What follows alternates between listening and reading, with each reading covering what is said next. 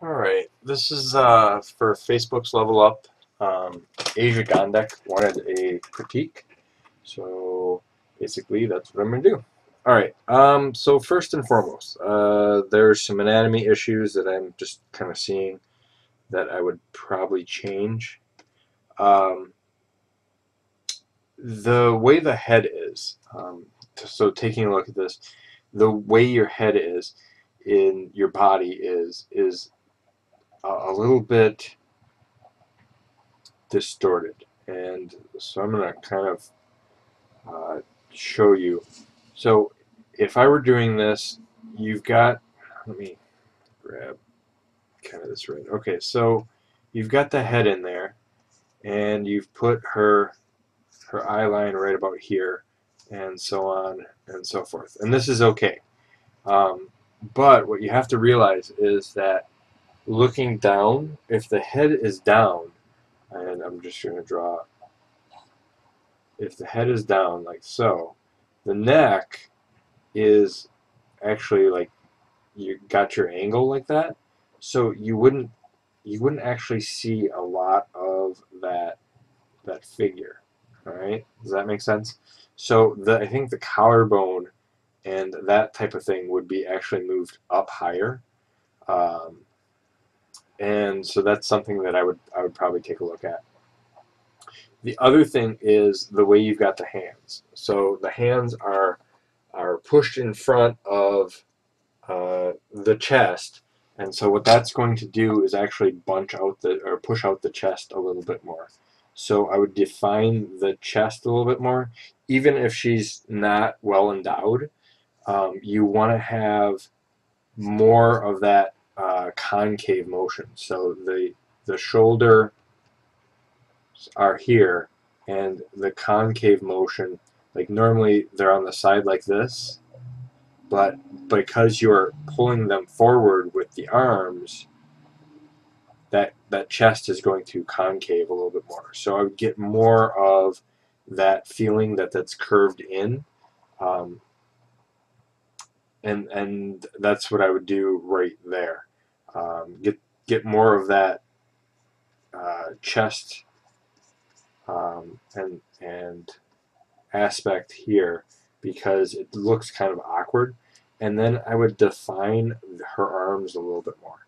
They're very, right now, they're very long and flowing like this, and they have no real form or shape to it. So what I would do is, um, what I would do instead is define, because your pectorals are rounding out like so, and then because you're turning that arm to bring it inward, you'll see more of the outer um, tricep area, and then the bicep is going to be turned a little bit more sideways. So some photo reference I think would solve a lot of these issues that you're looking at. I think you did a really good job with your hands, um, and the blood water kind of mix. I think that has a good feeling to it. Um, Kind of watch out for, so that being said, once you've got all your arms and stuff in there, that being said, it's very super highlighted right here, and it's super white right there, and it's super white right there. So the problem is you want to figure out which way your light is actually coming from. Um, and to do that, what I would say is if you've got this down light, what you want to do is uh, put more highlights over here. So let's just go back in here. So I would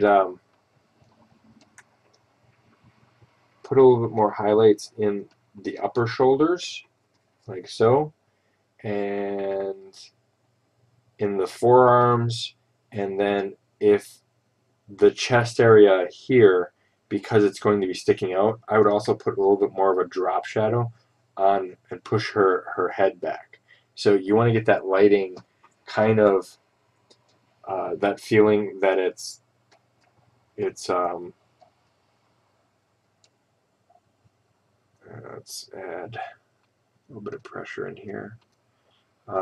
So you want to add that feeling that it's darker underneath. Like you've got pretty much dark black down here, but under here you need to have a little bit more depth. And I think that'll push out your figure a little bit more. And then also I would like I get you're trying to emphasize the hands. Um, you also might want to increase the size of the hands. I think increasing the size of the hands will give it a more overpowering feel. And so that's another thing that I would tell you to kind of watch out. Watch out about your rain too, because you've got it going in a couple different directions. The first direction you've got it going in is this vertical up and down like this, but then in some areas, if you can see it, it kind of almost curves, and that's because the way you were drawing the lines, as you were coming down towards the bottom, you started angling it. And it happens to a lot of us, so don't feel bad. But you can see that the angles change as you went up. And honestly, the way I would do rain is instead of doing rain uh, as a like you've got these raindrops. So what I would do is instead of that is I would actually create a raindrop. So maybe let's just grab I'm just going to grab a darker color here, and I'm just making it according to light, no big deal, nothing. But so then when I grab this color, and I'm just going to define brush preset here, and this is my raindrop, and then what I'm going to do is go into my brush, pick my raindrop, and as you can see I've got that. I'm going to scatter that thing and change the shape on it. So let's turn this off, take off my jitters. I'm going to actually do a little bit of an angle jitter so it's not all the same direction. Not much, only a couple percent. And then change up my size jitter, go to my scattering, make that like so, and then so that's my base right there. And then deselect, and then what I'm going to do is, now of course this is really generic, but then what I can do is simply blur, a motion blur, and I'm just going to make sure that that motion blur is kind of in that right angle, and you can kind of, and I think that's a much better patterning, um, and that's just something that you can kind of play with. It gives me the little droplets, but it gives you that aspect of what's really going on. And then because it is raining, get more of the foreshadowing in. How do I want to explain this? What I would do is get more of your, how do I want to put it, depth. So basically, what I would say right off the bat is I would cut out your hands, and the problem with the background is it's this perfect blur around, um, and so with this perfect blur around like this, it just feels like you're doing a fade out. But instead, what I would do is I would say right off the bat is you want to start bringing some of that blur more around as the shadows, and that way that blur will get rid of some of that texture, and then it'll start giving you this as a shadowed background. So you can get real close up here and on the highlights, but when you start going down, it fills more of this triangle shape. So from this aspect, you'll have more of this nice triangle shape.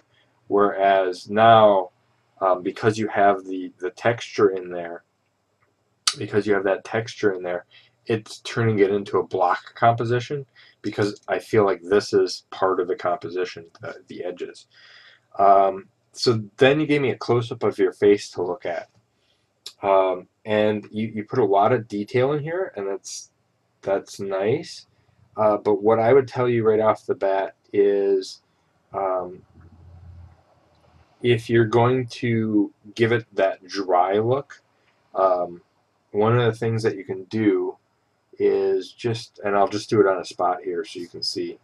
So go into, oops, I did not want to do that. Go into new layer, basically uh, do a foreground fill, and then we're just going to make it like semi-gray here. And then go into your filters, go to noise, go to add noise, and we're just going to add basic amount of noise in there. And we're going to actually bring that into color, select deselect, or we can do it as an overlay. And do you see how doing that as an overlay, um, this patch of skin now has a little bit more texture to it? And so if we lower that opacity on that texture, it will give you the feeling that that texture is um, a little bit more porous. The other thing is add some more depth in there. So looking at this, what I would do is go here. I'm just going to do new layer. I would add in things like moles. Um, you know, just little features that add that bit of humanism.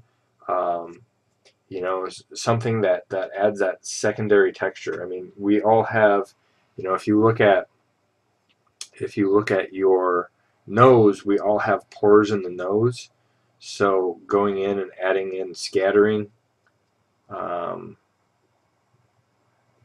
and going into the spacing and kind of doing something like this, and just adding in just these rough textures like that, um, will add a little bit more skin texture too. I think her skin texture is decent, but it has a feeling that it's very smooth. So the same thing goes with her hair and stuff like that. Is you really want to add in, you know, your light source of where it's coming from. So those are kind of the changes that it would make. I think, like I said, you did a really good job with the hands. Um, you know, the bright red blood really pops, but I would push the hands even bigger. Just grabbing this and going in here really quickly. I'm just gonna kind of scale this. Actually, let's do it. So the other thing too is, and this is something I would say would be to um, go in and grab and change the depth of the hands too. So let me just